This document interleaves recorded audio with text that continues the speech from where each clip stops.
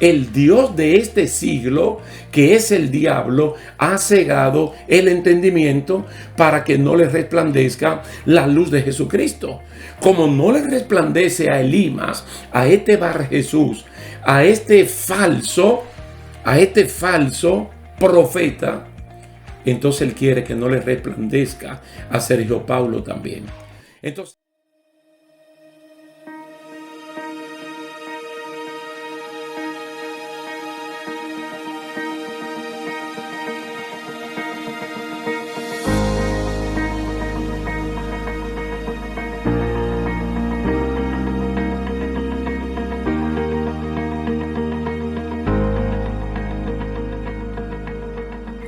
saludos y bendiciones, estimados hermanos. Aquí estamos dándole gracias a Dios por su favor inmerecido para con nosotros y tratando de aprovechar el tiempo en este estudio de su santa y bendita palabra. Vamos a continuar hablando acerca de la iglesia del Nuevo Testamento. En la parte donde quedamos anteriormente, tuvimos que volver al capítulo 13 del libro de los Hechos para ver un episodio que no lo podíamos pasar por alto. Ahora seguimos en la continuación del pasa a Macedonia y ayúdanos. Ya ellos salen de Filipos, donde dejan establecida la iglesia, y ahora van para Tesalónica. Vamos a leer entonces en el capítulo 17, vamos a leer los versículos del 1 al 9. Hechos 17, del 1 al 9. Pasando por Anfípolis y Apolonia, llegaron a Tesalónica, donde había una sinagoga de los judíos. Y Pablo, como acostumbraba, fue a ellos, y por 3 días de reposo discutió con ellos, declarando y exponiendo por medio de las Escrituras que era necesario que el Cristo padeciese y resucitase de los muertos, y que Jesús, a quien yo os anuncio, decía él, es el Cristo. Y algunos de ellos creyeron y se juntaron con Pablo y con Silas. Y de los griegos piadosos gran número, y mujeres nobles no pocas. Entonces los judíos que no creían, teniendo celos, tomaron consigo algunos ociosos, hombres malos, y juntando una turba, alborotaron la ciudad, y asaltando la casa de Jasón, procuraban sacarlos al pueblo. Pero no hallándolos, trajeron a Jasón y algunos hermanos ante las autoridades de la ciudad, gritando: estos que trastornan el mundo entero también han venido acá, a los cuales Jasón ha recibido. Y todos estos contravienen los decretos de César, diciendo que hay otro rey, Jesús. Y alborotaron al pueblo y a las autoridades de la ciudad. Oyendo estas cosas, y alborotaron al pueblo y a las autoridades de la ciudad, oyendo estas cosas. Pero obtenida fianza de Jasón y de los demás, los soltaron. Es un cuadro muy interesante cuando uno ve la reacción del enemigo de la justicia ante el avance de la predicación del evangelio en Tesalónica para plantar allí una iglesia que posteriormente sabemos que dio muy buenos frutos. Entonces podemos decir que dentro de Macedonia ellos llegan a Tesalónica. Mencionan 2 ciudades anteriormente en las cuales no se detuvieron, pero llegaron a Tesalónica y de una vez ubican la sinagoga judía para iniciar por ahí su labor evangelística. Noten, hermanos, cómo el doctor Lucas, que es la persona quien escribe el libro de los Hechos, resalta que Pablo acostumbraba a esa táctica. Cosa que no pudo hacer en Filipos porque allí no había ninguna sinagoga.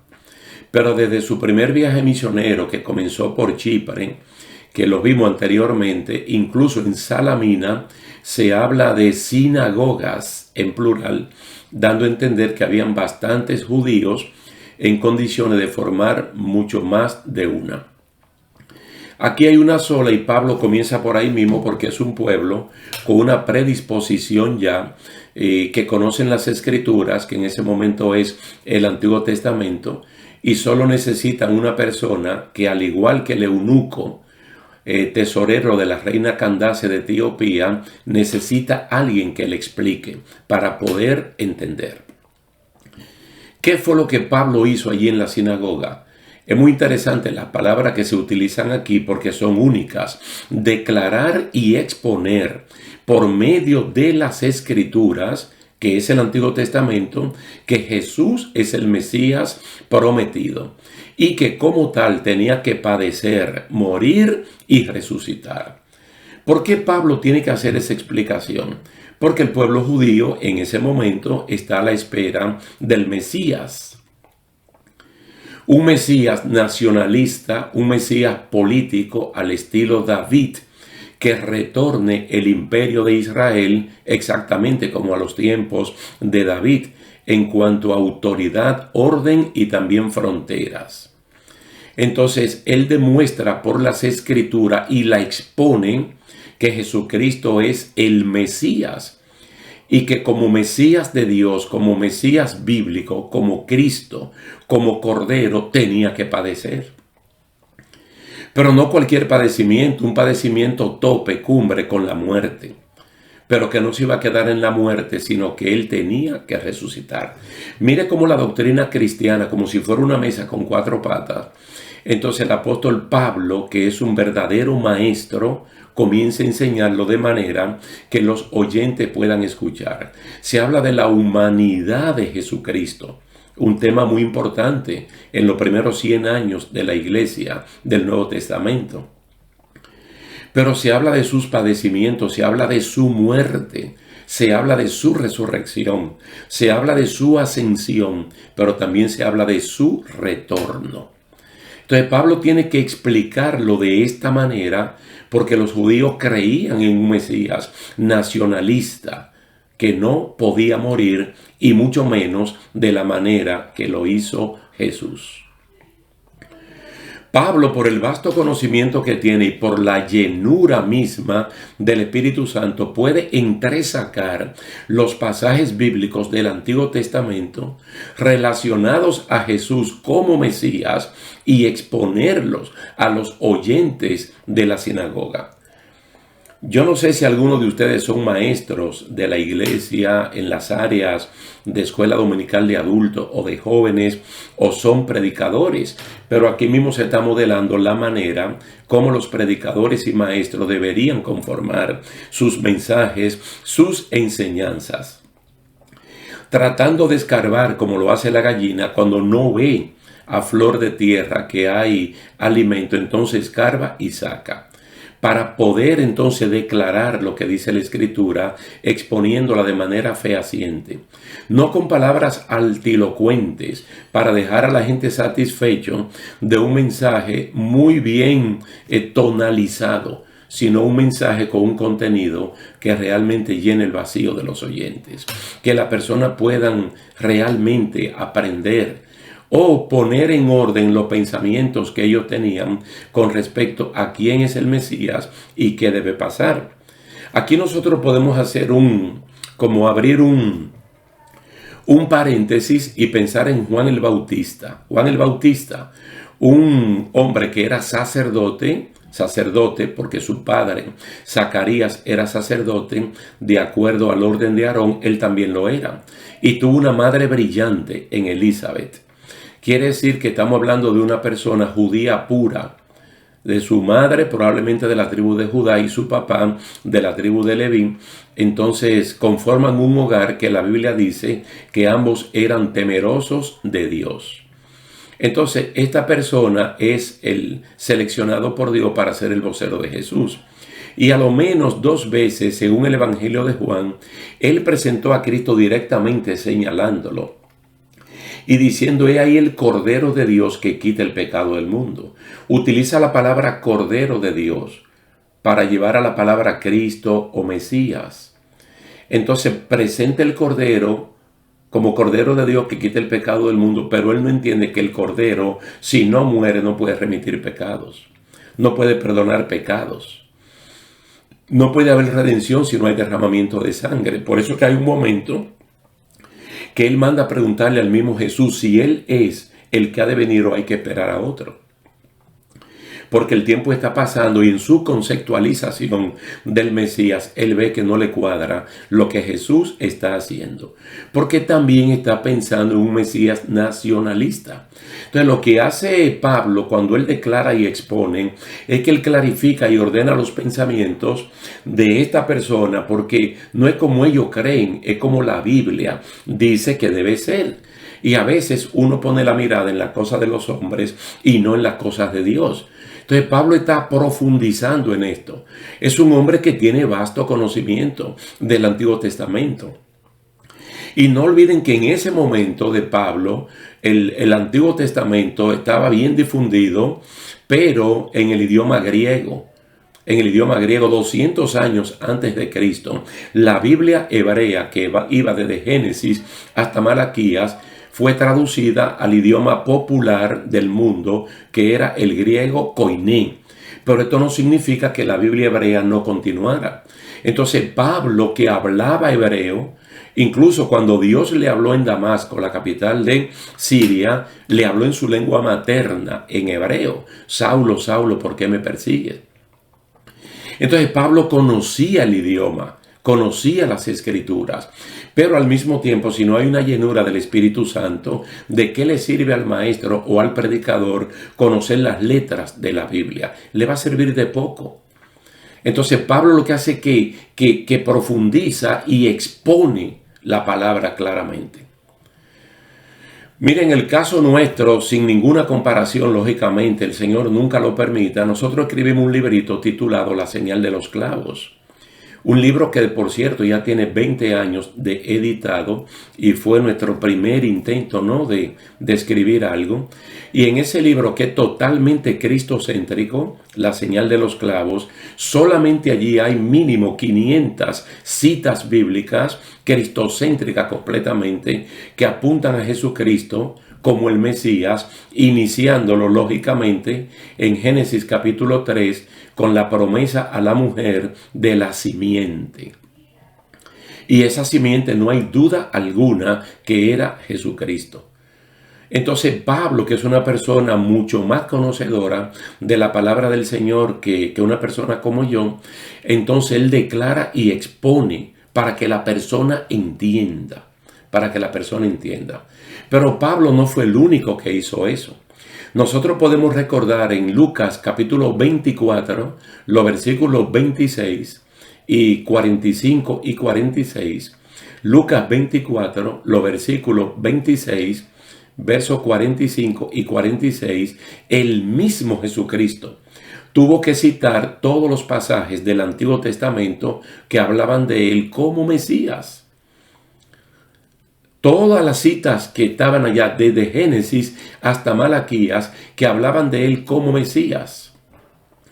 Pero como él las citó todas, entonces citó aquellas donde se habla de sus sufrimientos, de sus padecimientos, de su muerte y también de su resurrección. Quiere decir que esto no era novedoso, ya esto estaba escrito. Lo que pasa es que ellos estaban blindados en su mente creyendo que el Mesías tenía que ser político, nacionalista y que no podía pasar por ninguna de estas cosas, como falsamente la enseñaban los maestros de ese tiempo. Noten que hay un momento, por ejemplo, en Juan capítulo 7, cuando ya el último gran día de la fiesta de los tabernáculos, que Jesús dijo: el que cree en mí, como dice la Escritura, el que cree en mí como dice el Antiguo Testamento, porque el Nuevo Testamento ni se soñaba escribir todavía en el momento que Jesús está hablando. El que cree en mí como dice la Escritura. Entonces está remitiendo que la persona crea no como la persona le dicen que crea, sino como Dios dice que cree en su palabra, que es lo que uno regularmente tiene que exponer y presentarla, porque la palabra de Dios es la espada del Espíritu que convence a los oyentes. Mire lo que relata Juan en el Evangelio, en el capítulo 1. Andrés halló a su hermano Pedro y le dijo, hemos hallado al Mesías. Hemos hallado al Mesías, que traducido es el Cristo. Puede ser Mesías en español, en hebreo, y Cristo o Cristos en griego, koiné. Y Felipe, otro caso es, Andrés encuentra a Pedro, pero Felipe halló a Natanael y le dijo, hemos hallado a aquel de quien escribió Moisés en la ley, es decir, en el Pentateuco, en los primeros 5 libros de la Biblia, así como los profetas, todo el resto, desde Josué hasta Malaquías, a Jesús, el hijo de José de Nazaret. Juan capítulo 1, verso 41 y verso 45. ¿Qué es lo que le quiero decir con esto? Que tanto Jesús está apelando a las Escrituras como la manera en la cual uno debe creer en él. Luego Andrés, cuando encontró a su hermano Pedro, le dijo, hemos hallado al Mesías, que traducido es el Cristo. Y cuando Felipe encontró a Natanael, entonces fue mucho más enfático al decir, hemos hallado a aquel de quien escribió Moisés y los profetas. Él está diciendo, hemos hallado a aquel de quien el Antiguo Testamento, que representa la escritura de Dios en ese momento, habla. Entonces, una vez más, queda claro que como predicador del Evangelio, sin importar el contexto o el auditorio, no puede alterar la verdad del Evangelio y solo exponer su doctrina de forma transparente. Y el que quiera creer, que lo haga, y el que no quiera creer, que no lo haga. Pero no podemos acotejar esto para cotejarle la creencia a la persona. La palabra del Señor se expone, pero hay que tratar de exponerla de manera correcta. Entonces aquí dice que algunos judíos creyeron. Algunos judíos, porque las sinagogas estaban conformadas en la de la dispersión, básicamente. Las sinagogas de la dispersión son aquellas que están fuera de Israel, estaban compuestas por judíos y por gentiles. Y algunos gentiles se habían convertido al judaísmo, y a esto le llamamos prosélitos. Entonces algunos judíos creyeron, y dice, y muchos gentiles, incluyendo muchas mujeres de influencia, también creyeron y se unieron al equipo misionero para plantar la iglesia en Tesalónica. ¿Cómo comienza la iglesia en Filipos? En un culto de oración, donde la mayoría de las personas que estaban allí eran mujeres. ¿Cómo comienza la iglesia en Tesalónica? En 3 días de reposo, en 3 sábados, el apóstol Pablo y su equipo declarando y exponiendo por las Escrituras que Jesucristo es el Mesías. Ante un hecho evidente como este, los judíos no creyentes en Jesucristo como el Mesías, se llenaron de celos. Y en vez de argumentar o de razonar y de pedir más explicaciones, buscaron a hombres vagos, ociosos, gente mala, indecente, e hicieron una turba para asaltar la ciudad y echar la culpa de este alboroto a los nuevos creyentes y al equipo del apóstol Pablo. Mire, para nosotros la creencia de la obra redentora de Cristo es pieza fundamental de la doctrina cristiana, y esto es innegociable, la cual está amparada por las Escrituras y por el testimonio del Espíritu Santo. En una de sus cartas, precisamente a los tesalonicenses, Pablo les hace ver que los judíos que los molestan para sacarlos de la fe en Cristo son cómplices con los judíos que mataron a Jesús y también a los profetas, y que persiguen a los cristianos para que no les hablen a los gentiles. Una persecución inmediata a gente buena. Jasón, que era una persona muy importante de la ciudad de Tesalónica, fue el hospedador de Pablo y del equipo. Entonces van a la casa de Jasón para buscar a Pablo y a su gente, pero no los encontraron. Jasón y estas mujeres y judíos creyentes y gentiles creyentes son parte de la cosecha de los nuevos evangélicos, y entonces los acusaron de trastornar la ciudad y de actuar en contra de lo que dispone la ley del emperador romano.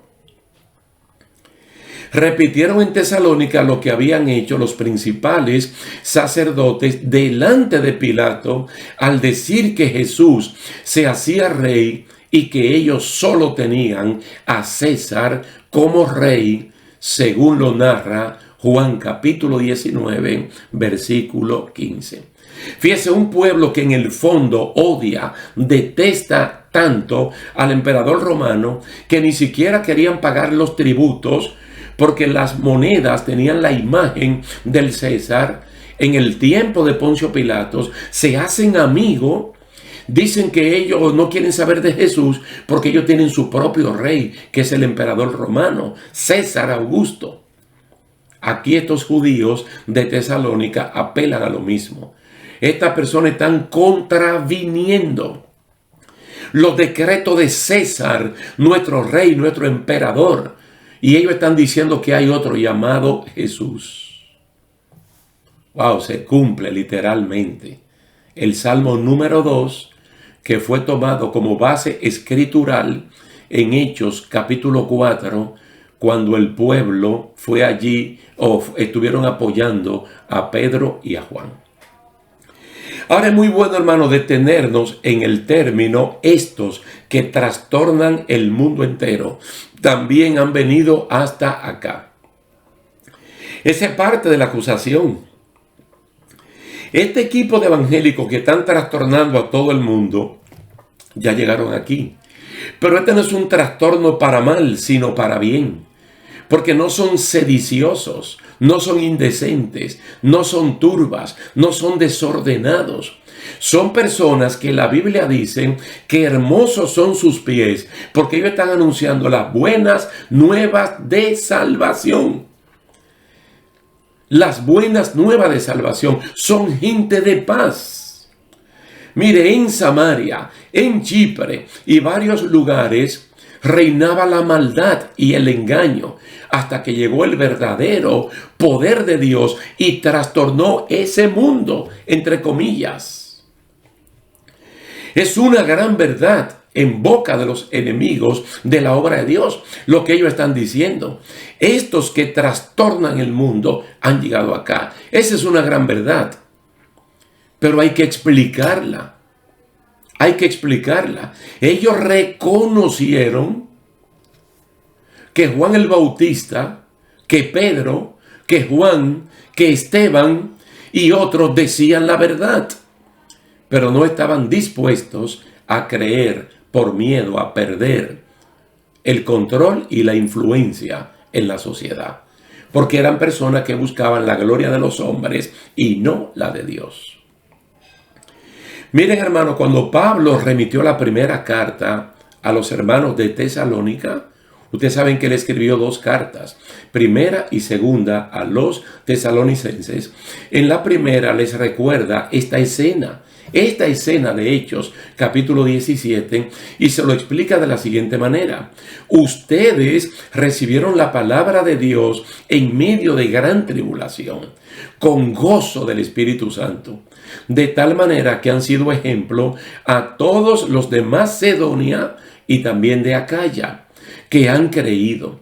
También les dijo Pablo, porque ustedes mismos saben, hermanos, que nuestra visita a ustedes no resultó vana, pues habiendo antes padecido y siendo ultrajados en Filipos, como ya lo explicamos, tuvimos denuedo en nuestro Dios para anunciar el Evangelio de Dios en medio de gran oposición.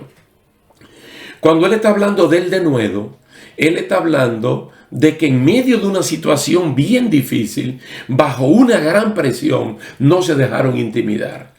Y ellos predicaron el evangelio sin alterar y sin retirar nada, sin modificarlo, sin pasarle paño tibio por temor a los enemigos. Ellos declararon y expusieron la palabra de Dios de manera correcta.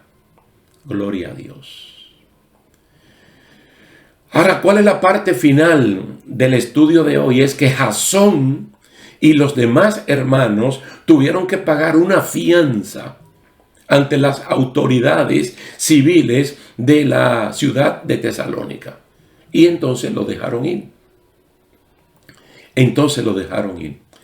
Ojalá que en el día de hoy la iglesia de este siglo XXI pueda trastornar a este mundo malo, un mundo complejo de maldad y de corrupción, y que un testimonio limpio y transparente podamos, entre comillas, volver locos a los compañeros de trabajo, de estudios, de donde sea, pensando en cómo ellos son y cómo nosotros nos comportamos, y que tengan que preguntar, y entonces con toda humildad exponer la fe en Cristo Jesús. Amén. Vamos a ver en nuestro siguiente capítulo, y vamos a ver la gran diferencia entre los judíos de Berea, que van a conformar con su creencia en Jesucristo una congregación de la cual no vamos a saber más nada, porque fue levantada en un fundamento sólido de la palabra del Señor. Vamos a ver diferencia entre Filipos, entre Tesalónica y entre Berea. Pero eso será en la próxima ocasión, si Dios así lo permite. Así que por el momento le damos las gracias a Dios y a ustedes también, y esperamos vernos en una próxima ocasión. Dios me le bendiga y Dios les guarde.